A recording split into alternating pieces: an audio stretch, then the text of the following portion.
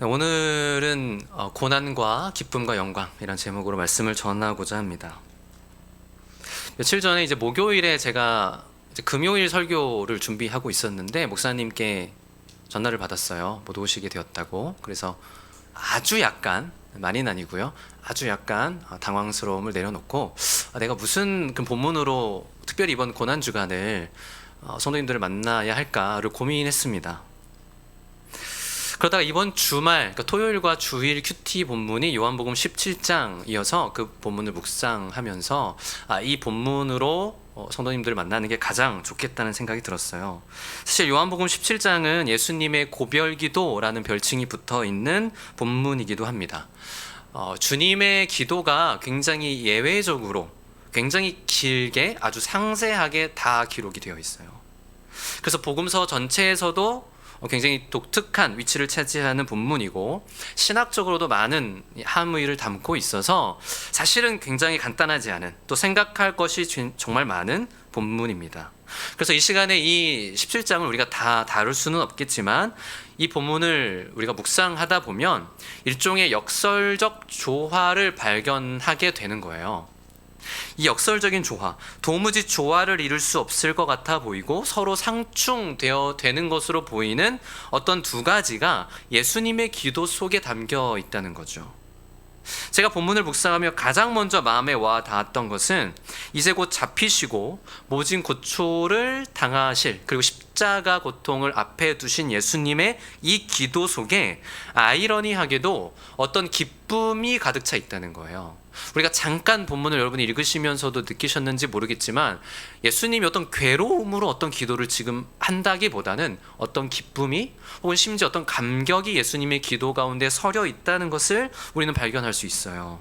특히 여러분 13절을 보시면 13절 중반부터 이렇게 기록이 되어 있죠. 내가 세상에서 이 말을 하옵는 것은 그들로 내 기쁨을 그들 안에 충만히 가지게 하려 함이니이다. 지금 주님은 자신의 기쁨에 대해서 얘기하고 계세요.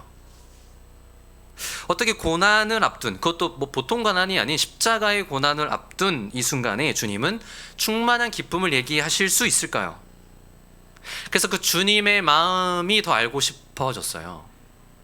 여러분, 우리는 흔히 이제 고난 주간을 맞이할 때 예수님의 고난 자체에 좀 더 집중하려고 할 때가 많죠. 그래서 좀 뭔가 우리 마음을 좀 괴롭게 하면서 또 좀 죄송스러워하면서 죄책감 혹은 어떤 슬픔을 가지면서 이 시기를 보내려 하고 또 그래야 마땅하다고 생각하기도 합니다. 근데 그게 잘못되었다는 게 아니라 오히려 그 날을 앞둔 예수님의 마음을 이 기도를 놓고 들여다보면 오히려 굉장히 평안해 보이시고 기쁨이 넘치는 것으로 보인다는 거죠. 참 역설적인 거예요. 여러분, 또 예수님은 고난을 앞둔 이 시간에 어느 때보다도 더 영광에 대해서 얘기를 많이 하세요. 오늘날 한국 교회가 가장 이야기하기를 좋아하면서도 동시에 잘못 말해지기가 참 쉬운 이 하나님의 영광에 대해서 더 고민하게 만드는 본문이기도 합니다. 그래서 오늘 제목이 고난과 기쁨과 영광입니다. 사실 복음서에는 예수님이 기도하셨다는 기록이 종종 나와 있어요. 여러분, 예수님이 기도하러 따로 산에 올라가셨다든지 새벽 미명에 일어나 한적한 곳으로 가서 기도하셨다든지 밤을 새면서까지 기도하셨다는 기록이 각 복음서마다 최소 한두 번쯤은 기록이 되어 있습니다.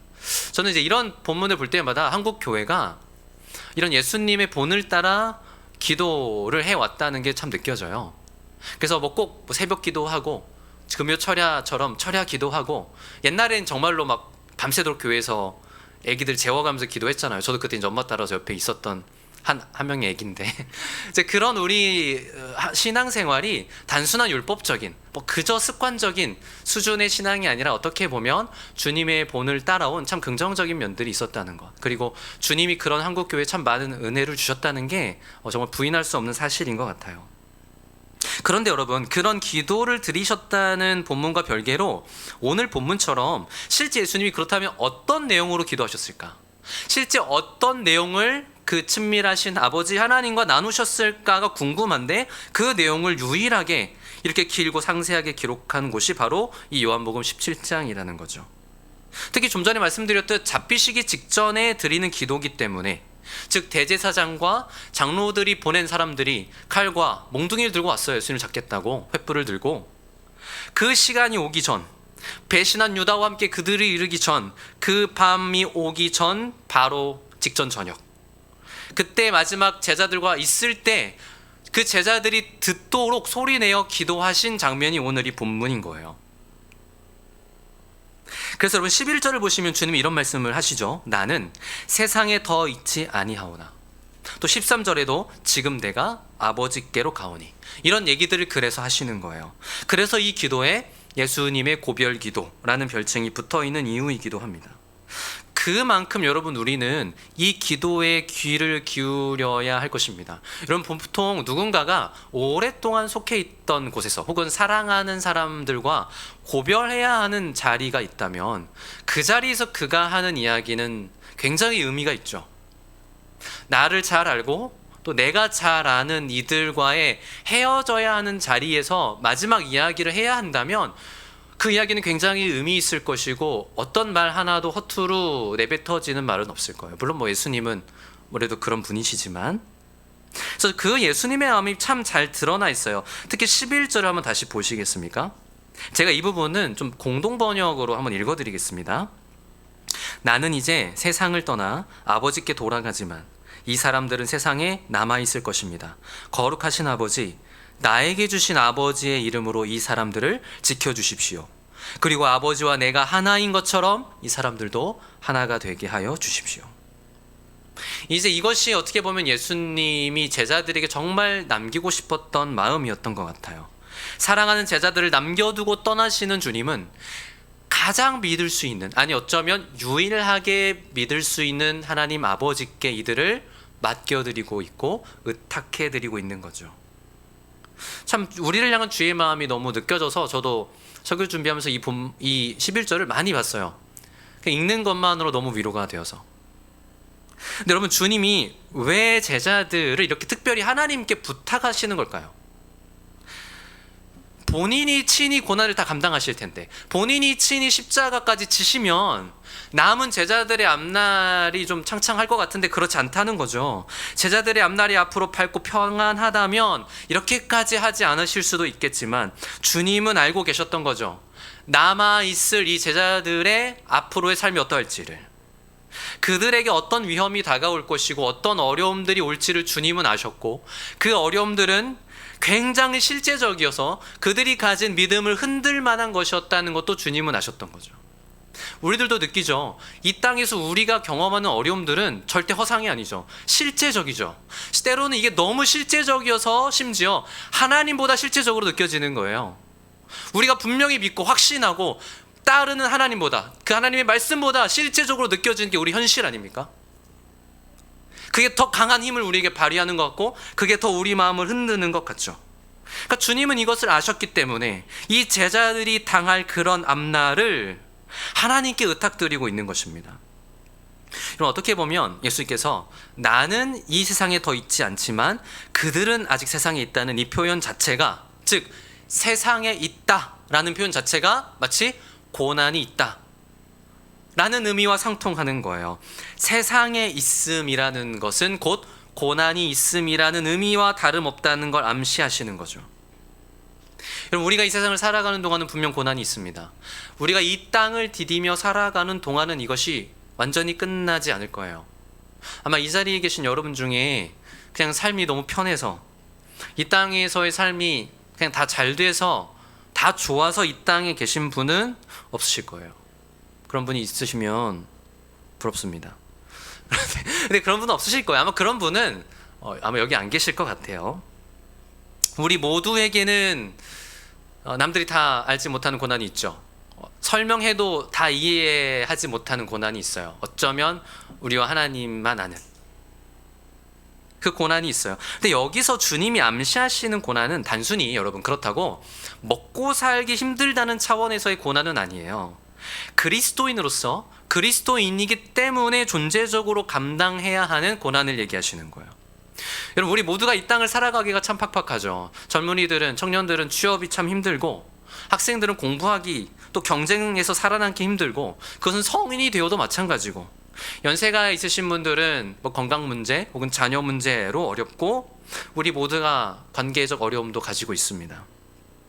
이런 문제들을 떠안고 살아가는 것은 꼭 그리스도인이 아니더라도 죄가 이 세상에 들어온 이후로 사람이라면 누구나 겪을 수밖에 없는 이 땅에 일그러진 질서, 혹은 이 땅이 우리에게 맛보게 하는 가시덤불과 엉겅퀴 같은 것들이죠. 근데 주님이 여기서 말씀하시는 건 그런 일반적으로 우리가 당할 수밖에 없는 어려움이 아니라 그리스도인이기 때문에 존재적으로 당하는, 존재적으로 경험하게 되는 고난을 얘기하시는 거예요. 이것은 마치 무엇과 같냐면 죄 없으신 예수님께서 죄가 없으신데도 이 땅에서 모진 고난을 당하셨던 것과 같은 성질이에요. 주께서 이 땅에서 행하신 것이라곤 하나님의 뜻을 전하셨고 하나님의 복음을 선포하셨고 하나님의 뜻을 드러낸 것밖에 없었는데도 주님은 모진 고초 당하시고 십자가에 죽으셔야만 했던 것과 같은 성질의 고난인 것입니다. 이것을 여러분 14절 말씀이 확인시켜 줍니다. 14절을 눈으로 보시면 내가 아버지의 말씀을 그들에게 주었사오매 세상이 그들을 미워하였사오니 이는 내가 세상에 속하지 아니함 같이 그들도 세상에 속하지 아니함으로 인함이니이다. 자, 여러분, 세상이 그들을 미워한다고 말씀하시면서 두 가지를 얘기하세요. 첫 번째는 뭐죠? 내가 그들에게 무엇을 주었기 때문에, 아버지 하나님의 말씀을 주었기 때문에. 또 하나는 무엇이죠? 그들도 나와 같이 세상에 속하지 않았기 때문이라고 하세요. 어떻게 보면 이것은 하나의 인과관계죠. 하나님이 그들에게 아버지 하나님의 말씀을 주셨고, 즉 진리를 깨닫게 하셨고, 진리를 깨달은 이들은 더 이상 세상에 속한 자로 살아갈 수 없는 거죠. 하나님께 속한 자로 살아가기 때문에 경험하는, 마치 예수님이 그런 자이셨기 때문에 경험한 것과 비슷한 고난을 그들은 겪게 된다는 것입니다. 게다가 이 14절 말씀을 잘 들여다보면 예수님이 지금 자신의 사역을 제자들에게 이어가도록 하시는 듯한 그런 뉘앙스를 풍겨요. 아버지의 말씀을 그들에게 주었다. 원래 주님은 계속해서 이 땅에 계실 때 사역하시면서 뭐라고 얘기하셨느냐? 나는 아버지께 받은 것을 말한다. 나는 아버지께서 하라고 하는 일을 하는 것이다 라고 얘기하셨어요. 근데 주님은 지금 마치 이제 그 말씀을 이들에게 이양해 주신 것처럼 말씀하시는 거예요. 이들이 이제 이 땅에서 계속 그 일을 해 나가도록. 심지어 이 제자들과 자신을 동일시하는 듯한 말씀까지 하시죠. 뭐라고요? 내가 세상에 속하지 아니함 같이, 나와 같이 그들도 그렇다. 그들도 세상에 속하지 않았다. 마치 자신과 제자들을 동일시하는 듯한, 이제 내가 이 땅에 있을 때 그런 존재이기에 경험한 고난이 이들에게 있을 것을 얘기하신 듯한 말씀이신 거예요. 그래서 여러분, 제자들은 어떤 존재들입니까? 예수님이 이 땅에 계셨던 그 사역을 이어가는 자들, 혹은 예수님이 이 땅에 계속 계셨더라면 하셨을 그 일을 계속하는 자들이 제자들인 거예요. 그리고 우리들인 거죠. 주께 받은 그 말씀을 전하는 자들, 그 진리로 살아내는 자들, 내가 세상에 속하지 않았음을 그 삶으로 보이는 자들, 때로는 고난이 있을지라도.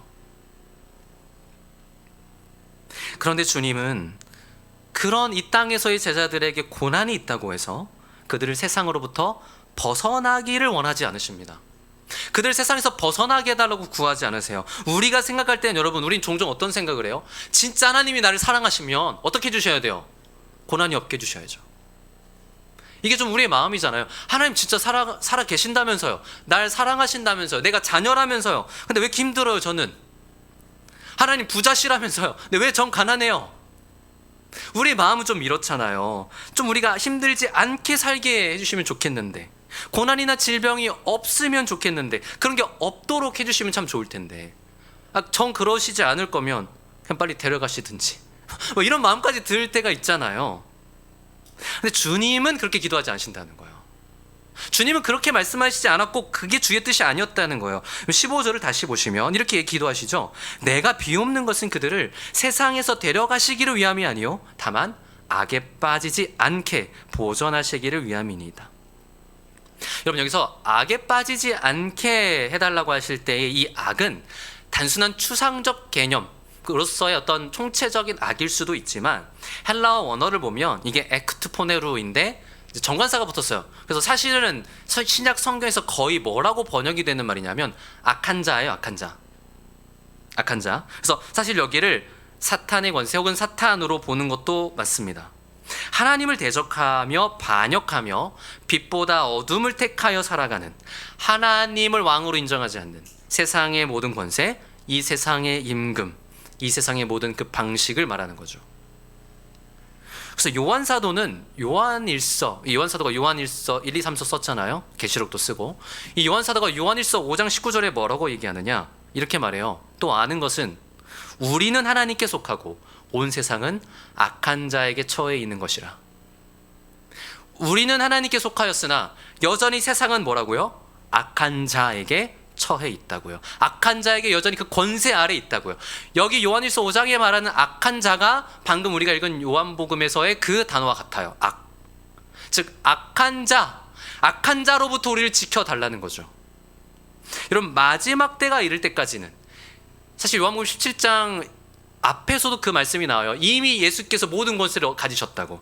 예수께서 친히 이미 얻으신 만민을 다스리시는 권세를 가지고 다시 오시는 그 날까지는, 여러분, 이 세상은 우리가 볼 때 마치 어떤 권세 아래 있는 것 같아요? 하나님이 아니라 악한 자의 권세 아래 있는 것 같은 거죠. 그렇기 때문에 그런 세상에서 하나님께 속해 있는 우리는 어떤 삶을 살아갈 수밖에 없습니까? 당연히 고난으로 여겨지는 일들이 일어나는 거죠. 당연히 영적 싸움으로 여겨지는 일들이 우리에게 있을 수밖에 없는 거죠. 여기서의 영적 싸움이라는 건 여전히 악한 자에게 속해 있는 이 세상 속에, 이 세상을 디디며 살아가는 우리가 가진 진리로 살아가기 위해 싸우는 싸움을 말하는 거죠. 세상은 여전히 악한 자에게 처해 있을지라도 하나님께 속한 우리가 그 하나님이 다스리시는 방식으로 살아가기 위해 애쓰고 분투하는 모든 것이 영적 싸움, 믿음의 싸움으로 나타나는 것이죠. 그것이 우리가 이 땅을 살아내는 방식인 거예요. 그래서 이 싸움은 여러분, 우리에게 고난으로 느껴지고 때로는 우리를 지치게 하고 힘들게 하는 것입니다. 때로는 이 싸움 중에 우리가 패배하는 것 같죠. 우리가 넘어져요. 때로는 그래서 낙심해요. 두려워요. 그게 우리가 처한 상황이에요. 그런데 주님은 데려가길 구하지 않으신대요. 거기서 지키기를 구하고 계시는 거예요. 왜 그러실까? 우리는 그렇기 때문에 주님의 기도에 더 귀 기울여야 되죠. 주의 그 기도가 무슨 의미를 오늘날 우리에게 갖는지, 주님이 그저 안 데려가시고 지켜달라고만 하신 이 기도가 어떻게 응답되어 가는지를 우리는 경험하는 자들이에요, 사실. 그리고 사실 요한 사도는 아까 말씀드린 요한일서 5장 18절에 그 응답이 어떻게 이루어지는지를 선포합니다. 제가 요한일서 5장 18절을 읽어드릴게요. 하나님께로부터 나신 자가 그를 지키심에 악한 자가 그를 만지지도 못하느니라. 악한 자가 그를 만지지도 못하느니라. 여기 사용된 악한 자가 지금 제가 말씀드린 그 악한 자, 사탄의 권세라는 의미입니다. 사도 요한은 누구입니까? 예수께서 분명히 그 마지막 날 저녁 제자들이 함께 있는 그곳에서 기도하는 그 기도를 들은 자 중에 한 명이죠. 그 사도 요한은 이 요한일서를 기록할 때 어떤 마음이었겠어요? 그 주님의 기도가 어떻게 그의 삶 속에 이루어지고 있고 성취되어지고 있는지를 그는 경험했던 거예요. 그렇기 때문에 모종의 기쁨 혹은 감격 속에서 이렇게 외치는 거예요. 악한 자가 그를 만지지도 못하느니라. 그럼 여러분, 사도 요한은 고난이 없었기 때문에 이렇게 말할 수 있는 것입니까? 물론 여러분, 사도 요한은 사도들 가운데서 가장 좀 오래 살아남긴 했죠. 유배 생활을 했지만. 그래서 계시록을 그 반모섬에서 썼잖아요. 하지만 사도 요한이 그렇다고 해서 막 기뻤을까요? 자기와 함께하던 다른 모든 예수님의 제자들이 하루가 멀다 하고 고난당하고 순교당했다는 소식이 들려옵니다. 그런 사도 요한의 마음이 어떻겠어요? 그런데도 그는 어떤 고백을 지금 하는 거예요? 악한 자가 우리를 만질 수도 없다. 어떻게 고난 중에 그런 말을 할 수 있습니까? 어떻게 고통과 괴로움 중에 그런 얘기를 할 수 있어요? 이게 바로 오늘 예수님의 기도 속에도 담겨있는 일종의 역설적 조화인 거죠. 고난이 있는데 기뻐하는. 사도 요한은 악에 빠지지 않기를 기도하신, 악으로부터 우리를 지켜달라고 하나님께 친히 간구하신 그 예수님의 기도가 어떻게 응답되었고 성취되었는지를 요한일서에서 사실은 선포하고 있는 거예요. 너희들도 경험해봐라. 이 세상이 너희를 흔들 것이다. 이 세상을 너희들이 살아갈 때 그 영적 싸움 속에 곤고하고 외롭고 힘들 것이다. 그러나 너희는 그 속에서 확신할 거다. 무엇을? 예수님의 기도 그대로 하나님이 너희를 지키셔서 악한 자가 너희를 건들 수 없다는 것을.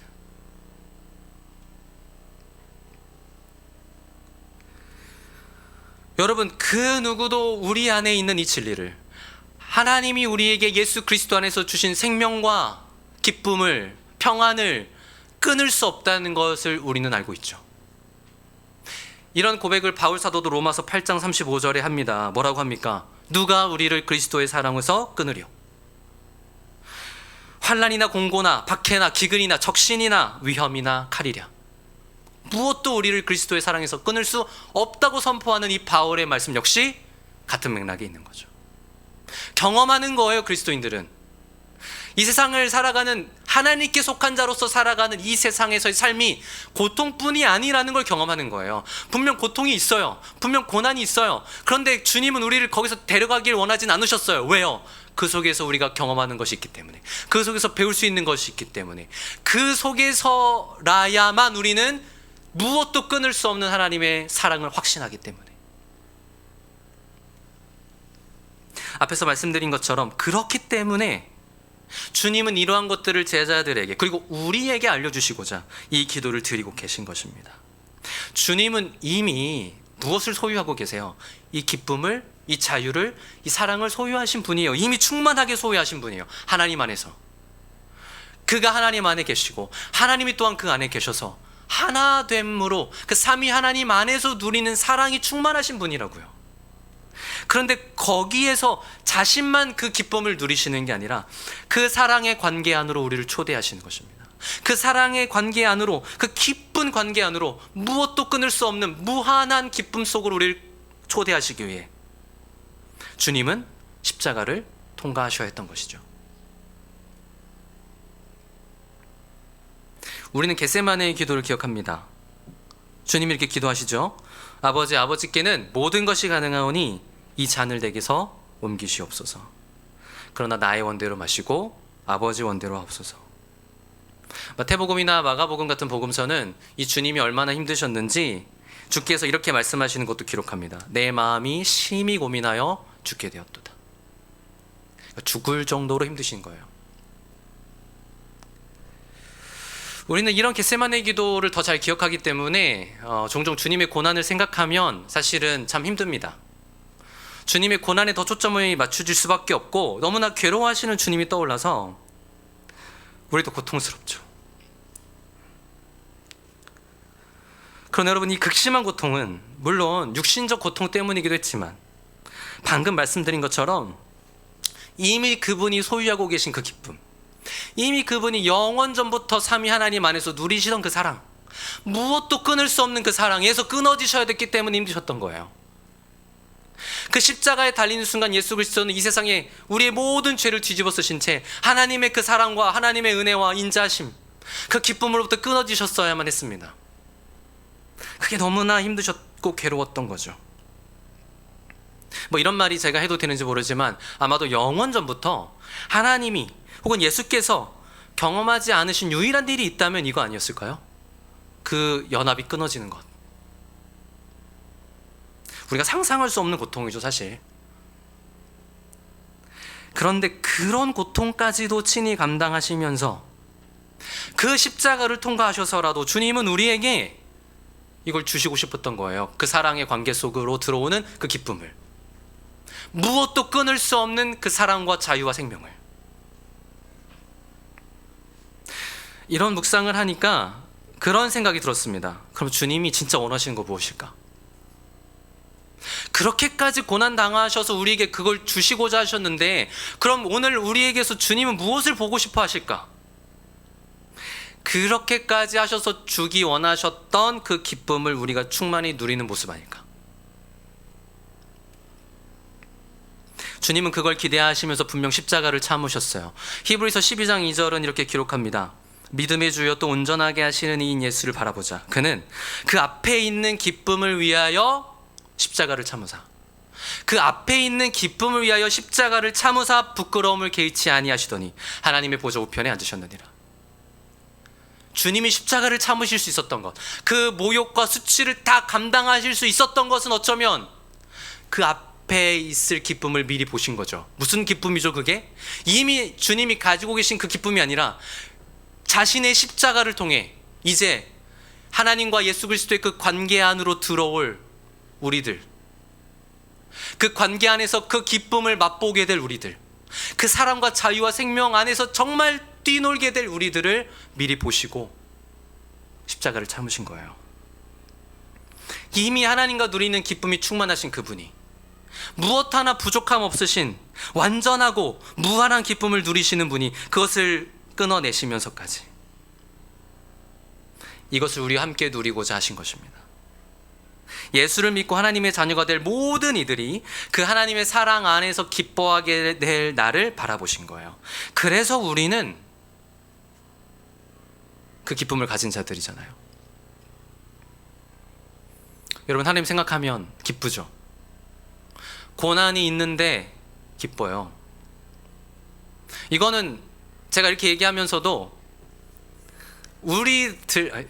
우리들이니까 이해하는 거잖아요. 그리스도인이니까 이해하는 얘기잖아요. 고난이 있는데 기쁘다는 거, 뭐 이게 지금 이상한 사람들이 아닌 거예요. 우리가 세상에 속한 자들은 그걸 이해할 수 없죠. 그게 대체 뭐냐, 뭐가 좋냐, 뭐 예수 믿고 좋은 게 뭐냐, 그렇게 말할 수도 있겠지만 하나님께 속한 자만이 누릴 수 있는, 예수께서 우리에게 그토록 주고자 원하신, 우리가 하나님 안에 있는 자가 되어서 예수 그리스도와 연합하여 그 하나님 안에 있음으로써 누리는 자유와 평화와 기쁨. 그래서 여러분, 데살로니가전서 5장에서 바울 사도가 항상 기뻐하라라고 말하는 이 말이 단순한 명령이 아닌 거죠. 항상 기뻐하라, 단순한 명령이 아니라 우리 그리스도인들만이 아는 기쁨이고 우리들만이 가진 특권인 것입니다.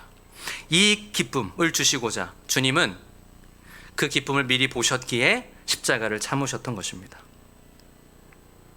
그래서 주님은 이 기도 속에서 자꾸만 세상에 속하지 아니하였다, 혹은 뭐 세상에 속했다, 이것들을 대비시켜서 자꾸 말씀하세요. 좀 전에 14절도 우리가 봤었지만 16절도 보시면 이렇게 말씀하십니다. 내가 세상에 속하지 아니함 같이 그들도 세상에 속하지 아니하였사옵나이다. 주님은 이미 이 제자들이 세상에 속하지 않은 자로서, 즉 하나님께 속한 자로서 장차 어떤 기쁨을 누리게 될지를 미리 보신 거예요. 그 앞에 있는 기쁨을 미리 내다보신 거죠. 때문에 주님은 그들로 말미암아 영광을 받으시는 것입니다. 여러분 10절 한번 보시겠습니까? 10절은 주님이 이렇게 말씀하셨어요. 내 것은 다 아버지의 것이요 아버지의 것은 내 것이온데 내가 그들로 말미암아 영광을 받았나이다. 여러분, 예수님께서 어떻게 제자들로 말미암아 영광을 받습니까? 그들이 한 게 뭐가 있다고요? 여러분이 우리가 예수님의 제자들의 어떻게 예수님을 따랐는지 그 모습을 많이 들어 알고 있죠. 그들은 믿음보다는 믿음 없는 모습으로 반응할 때가 많았고 부족함 투성이었고 심지어 자기 욕심을 쫓아 예수님을 따를 때도 많았죠. 십자가를 앞에 두고는 다 뿔뿔이 도망가고 흩어졌던 게 그들이었어요. 그런데도 예수님은 이미 이들이 하나님께서 이들을 자신의 소유로 삼으셨다는 걸 아셨던 거예요. 세상이 아니라 하나님께 속한 자로 이들을 부르셨고 삼으셨다는 걸 아셨던 거죠. 이것이 주님이 그들로 영광을 받았다고 하시는 부분이에요. 여러분, 하나님은 우리의 어떤 모습에서 그럼 영광을 받으시는 것입니까? 하나님은 우리가 어떤 모습일 때, 어떤 마음일 때 하나님은 영광을 받으시는 거예요? 이 세상에 아무리 좋은 게 많을지라도 하나님이 가장 좋은 우리의 모습을 보며 영광을 받으시는 거죠. 이건 마치 무엇과 같냐면, 아무리 내가 내 사랑하는 사람에게 내 마음을 담은 선물을 갖다 주어도, 세상 가장 비싸고 가장 선물을 갖다 주어도 이 선물이 아니라 그래도 그 선물을 주는 나를 보며 기뻐하는 상대방을 볼 때 그 영광인 거죠. 저는 이제 요리하는 걸 좀 좋아합니다. 요리도 많이 하기도 해요. 근데 요리를 하는 자리에 있을 때 제가 가장 영광을 누리는 건 아내가 맛있게 먹을 때예요. 어쩌면 요리사로서의 최고의 영광은 내가 요리를 해준 사람이 맛있게 먹을 때죠. 너무 맛있어. 그런데 그보다 더 영광을 받는 순간이 있어요. 이 요리가 최고야가 아니고 이 요리를 해주는 당신이 최고야라고 할 때. 이게 뭔지 아시죠, 여러분? 그런 거예요. 여러분, 존 파이퍼 목사님을 아실지 모르겠어요. 제가 한때 굉장히 깊이 책을 열심히 읽었던 목사님인데, 한국교회도 그래도 많이 소개된 존 파이퍼 목사님이 그런 얘기를 하시죠. 하나님은 어떤 때 영광 받으신다? 우리가 하나님을 가장 기뻐할 때 가장 영광 받으신다. 우리가 하나님 안에서 가장 즐거워할 때 하나님은 가장 영광 받으신다. 뭐 우리가 뭘 만들어 드리고 막 헌금을 많이 드리고 뭐 교회를 의리하게 짓고 하나님이 그것에서 영광 받으시겠어요? 우리가 처한 상황이 어떠하든지 상관없이 하나님을 가장 기뻐하는 걸 주님은 거기에서 영광 받으시는 거예요. 그리고 사실 이 기쁨을 우리에게 이미 주시고자 예수께서 그 십자가까지 참으신 거예요. 그래서 여러분 21, 2절 오늘 우리가 읽지는 않았지만 21, 2절에 보시면 주님이 이렇게 얘기하세요. 우리 여기를 좀 큰 목소리로 같이 읽겠습니다. 17장 21, 2절입니다. 시작. 아버지여, 아버지께서 내 안에 내가 아버지 안에 있는 것 같이 그들도 다 하나가 되어 우리 안에 있게 하사 세상으로 아버지께서 나를 보내신 것을 믿게 하옵소서. 내게 주신 영광을 내가 그들에게 주었사오니 이는 우리가 하나가 된 것 같이 그들도 하나가 되게 하려 함이니이다. 아멘. 우리가 예수 그리스도와 같이 마치 예수께서 하나님 안에 계셨던 것 같이 주님도 우리가 하나님 안에 속한 자가 되기를 원하셨던 거예요. 그래서 그렇게 우리도 하나님 아버지 안에 있으므로, 즉 그분께 속함으로써 우리가 하나가 되는 것. 그래서 그것이 바로 우리가 그런 자가 되는 것이 뭐라고요? 세상에 예수 그리스도를 보여주는 것이고 세상으로 하여금 예수께서 하나님의 아들이심을 나타내는 일이라고요. 왜요? 그 안에 있는 자는 세상은 알지 못하는 기쁨과 평안과 자유를 누리거든요. 그게 보이는 거죠. 우리가 이 세상에서 잘 되고 승승장구하고 명예를 얻는 일들이 정말 하나님께 영광이 될까요? 우리의 영광이죠. 우리는 그저 우리의 영광을 구하면서도 그것을 자꾸 하나님의 영광이라고 그럴듯하게 포장을 잘할 뿐이죠. 우리가 만일 믿음 안에서 예수 안에서 구하는 것이 그런 정도의 영광이라면 우리는 스스로가 여전히 세상에 속한 삶을 나타내는 꼴이 되고 말 것입니다. 그런데 주님은 분명히 방금 읽은 22절에 이렇게 얘기하셨어요. 내게 주신 영광을 내가 그들에게 주었다고. 여러분, 하나님이 그리스도 예수께 주신 영광을 어떻게 우리가 받을 수 있죠? 우리 그런 존재가 될 수 없는데 우리가 어떻게 하나님의 영광을 받습니까? 그럼 이건 무슨 의미죠?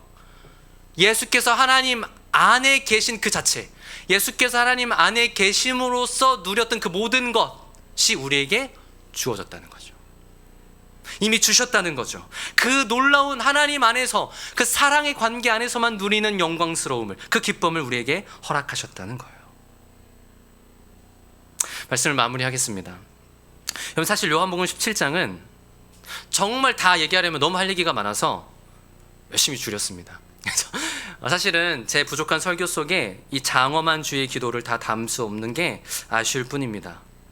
하지만 사랑하는 성도 여러분, 주님의 이 기도는 분명 주님 곁에 있었던 제자들만을 위한 게 아니었어요. 20절 말씀에서 얘기하시듯이 주님은 내가 비옵는 것은 이 사람들만 위함이 아니요 또 그들의 말로 말미암아 나를 믿는 사람들도 위함이니, 즉 그 사도들이 전한 복음으로 말미암아 주를 장차 믿게 될 모든 이들을 위한 주님의 기도입니다. 그리고 이 기도에서 주님은 분명히 우리에게 무엇을 이미 주셨는지, 또 무엇을 위해 주님이 십자가를 감당하시는지를 분명히 얘기하시는 거예요. 그리고 그것의 초점은 분명히 기쁨에 있어요. 영광에 있어요.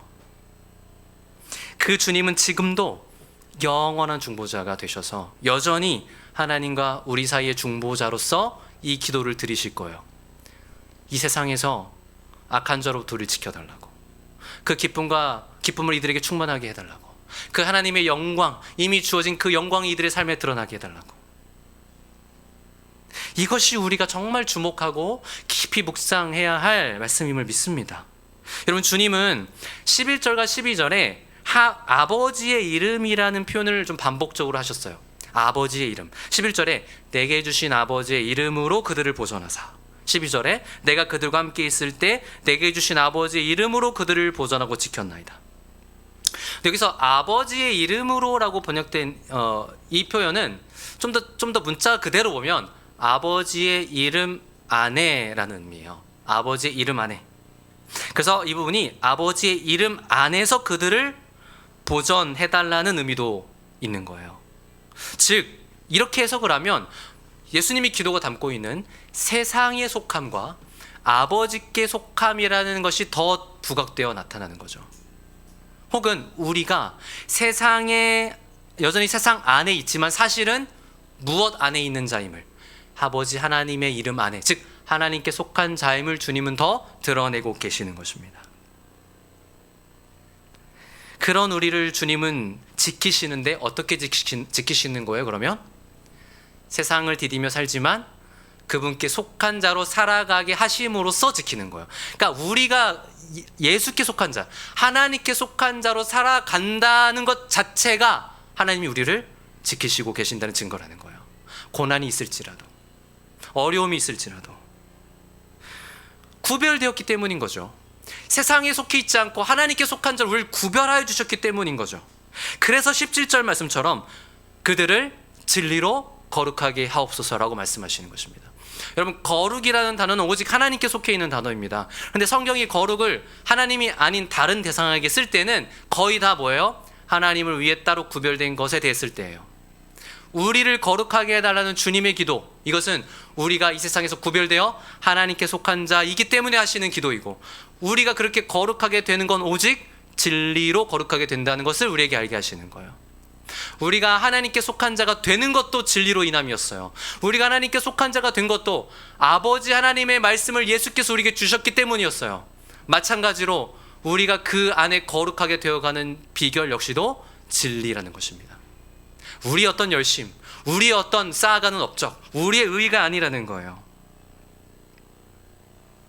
물론 그 진리로 인한 고난은 처음에 말씀드렸듯 이 땅을 디디고 살아가는 동안은 완전히 사라지지 않습니다.